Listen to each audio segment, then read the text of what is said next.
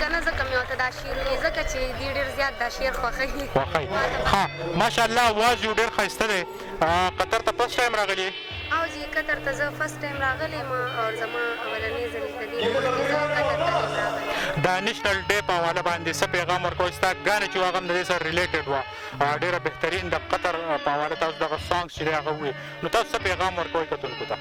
زه ټولو مینهوالو ته د خپل طرفه ډېر ډېر د مبارک شي نیشنل ډے اور اصل کې د دې خو بس دلته مونږ خو 14 اګست د دې نوی کال دی د نوی کال دی نو بس زه د دې ډېره ډېره مننه کوم او ډېره شکریه ادا کوم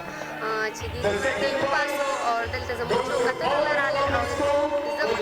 به دا ووایم چې زه خپله اکټینګ کوم ما فلمونه کړي دي ډرامې مې کړي دي سټیج شوګانې کوم او سینګینګ ما خپله نه دی کړی په څونه فلمونو کې کار کړی